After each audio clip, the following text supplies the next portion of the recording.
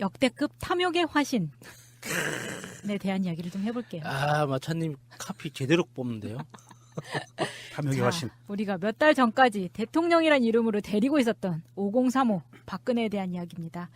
처음에는 박근혜가 이렇게 적극적으로 뇌물을 받았던 정황이 없었는데 이번에 박근혜가 넌지시 이렇게 뜻을 비춥니다. 그때가 이미 국정농단 사태가 불거진 뒤에도 이런 식으로 나왔다는 거예요. 추석을 앞두고 박근혜 대통령이 금전적으로 힘들어하는 것 같다라고 안봉근이 이야기를 하죠. 그랬더니 국정원에 이현수 전 실장이 2억 원을 가져다 줬다는 거죠.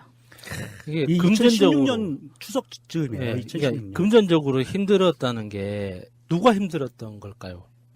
저는 최순실이라고 생각해요. 아, 저는 아니에요. 저는 이게 박근혜라고. 박근혜가 박근혜는 그러니까 그 신용이 있는 사람이거든요. 신용.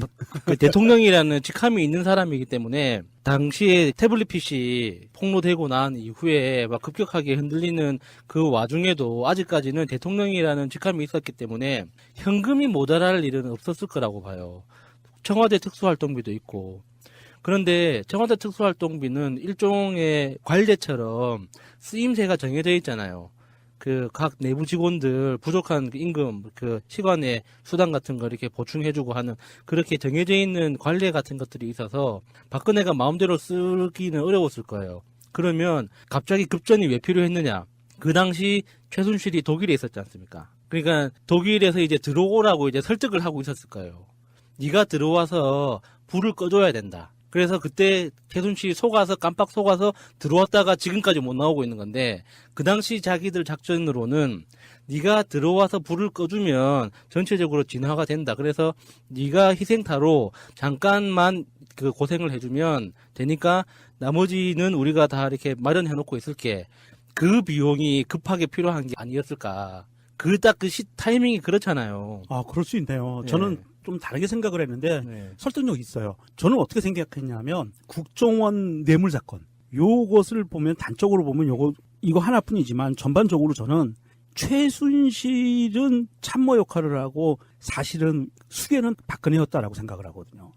그래서 이 박근혜가 왜 국정원 돈이 그렇게 필요했을까? 자기 월급은 꼬박꼬박 다 저축해놨어요. 그 사람 공무원 고위공직자 재산증식 상황 보면 월급을 한 푼도 안 쓰고 저축해놨거든요. 통장에.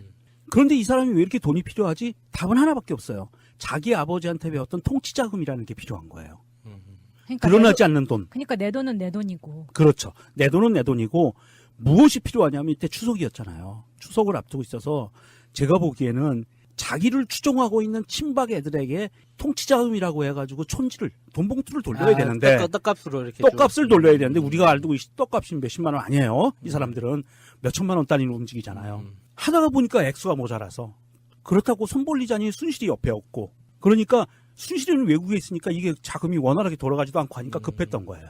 그래서 요구한 거 아닌가 저는 그렇게 추정을 했었거든요. 근데 이때 당시에 문고리 3인방도 각자 따로 챙기고 있었잖아요. 그렇죠. 챙기고 있었죠. 그러니까 이 말을 국정원 전 기획조정실장한테 은근히 또 넘긴 거죠. 흘린 거죠. 예. 그러니까 자기들이 받는 건 또 걔네들 건 또 자기들이 따로 챙긴 거예요.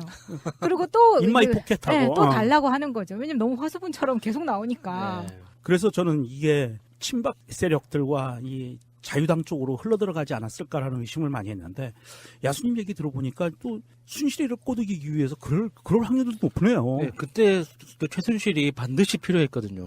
꼭 들어와서 나 대신 덤탱이를 써줄 누군가가 반드시 필요했기 때문에. 그 이후로 한 달 보름인가 있다 들어왔죠. 예. 순실이가. 예. 이거 어쨌든 이거는 뇌물 사건이고요. 그렇죠. 네, 그리고 이건 뇌물 사건은 빼도 박도 못해요. 이건 제대로 걸렸어요. 이걸 계기로 무기징역 확정되는 분위기가 되는 것 같더라고요. 네, 거의 뭐 무기징역으로 네. 갈 것 같고요. 우리 무술인 정청래 의원이 말한 대로 가는 건가요? 근데 무기징역이라는 게 정확하게는 무기징역이 아니래요. 그러면. 그러니까 원래 유기징역이라는 게 형을 확정하는 거잖아요. 네. 30년이고 50년이고 딱 정해지는 게 좋은 거라고 하더라고요. 무기징역은 지금 당장 징역을 계산하기 힘들 정도니까 형을 이렇게 징역 기간을 정하지 않고 나중에 예. 짧아질 수도 있다는 얘기죠. 그렇죠. 그러면 유기징역 한 40년 때리는 게 그렇죠. 훨씬 예, 안전하다는 그게 얘기인데. 훨씬 더 그 모범수로 석방돼서 나오려면 3분의 2 이상 정도 이렇게 살아야 되잖아요. 그렇게 치면 차라리 한 50년 이렇게 딱 때려버리는 게 훨씬 더 지금, 현실적이라고 하더라고요. 50년까지는 불가능하고요. 네. 우리나라 형사소송법상 50년은 불가능하고 최대 나올 수 있는 게 유기징역 30년형의 판사가 이건 괘씸해 가중처벌 1.5 그래서 해가지고. 45년. 아, 그러니까 45년이 유기징역의 최대 맥시멈입니다. 그러니까 보통 무기징역을 선고를 하면 평균적으로 한 17년 정도 살고 나온다고 하더라고요. 보통 그래요. 예, 네. 한 20년 전후 정도 살고 나와요. 예전에 형사소송법과 형법이 개정되기 전에 예전에는 유기징역의 한도가 20년이었거든요.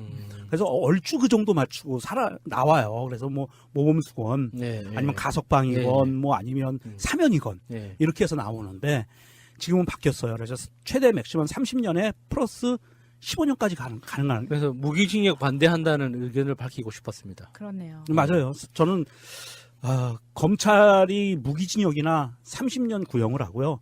재판부에서 괘씸죄 포함해서 45년으로 확정을 시켜주는 게 더 좋지 않을까 그러면 싶어요. 이참에 우리나라에도 종신형 제도를 한번 도입하는 게 어떨까 싶기도 하고요. 그것도 괜찮습니다. 미국식으로요. 예. 각 죄를 다 더해서. 예, 그래도 뭐 우리나라는- 450년 이렇게. 예, 우리나라는 각 더하지 않거든요. 가장 무거운 죄 기준으로 잡아요. 우리나라는 죄가 이렇게 여러 개가 있을 때는 너무 착한 민족이야. 맞아요. 이거를 더하기, 병합하기 그러고 그러면 보니까 우리나라 법에서 보이는 가장 큰 특징이 반성을 하느냐 안 하느냐를 따지잖아요. 박근혜 안 하잖아요. 예.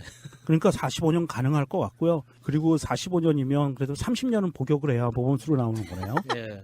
옥사하겠네. 아니에요. 건강할 아니에요. 수 있어요. 아니 왜 그분은 사람 부정적이야 사람이. 우리 박근혜 씨는요.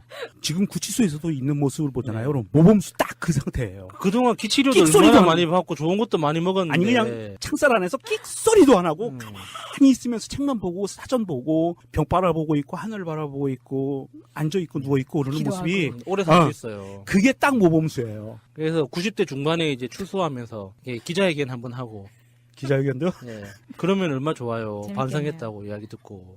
아무튼 안봉근이 수감이 되면서 지금 나오는 이런 재판의 증언들이 그 수첩과 더불어서 아주 재밌는 것들이 많이 나오고 녹취록도 얼마 전에 김영재 원장의 부인이죠. 박채윤과의 네. 녹취록에서 들어보면 뭐 가방이라던가 이런 거를 받고 항상 다시 전화를 해서 고맙다는 이야기를 꼭 하더라고요. 이 사람이. 그러니까 예의가 참 발라요. 그래서 그런 것들이 차곡차곡 모아져서 녹취록으로 들으니까 이게 너무 웃긴 거예요. 방금 마차님이 말씀하신 이 사람이 박근혜 말하는 거죠. 아니, 안봉근. 안봉근. 아.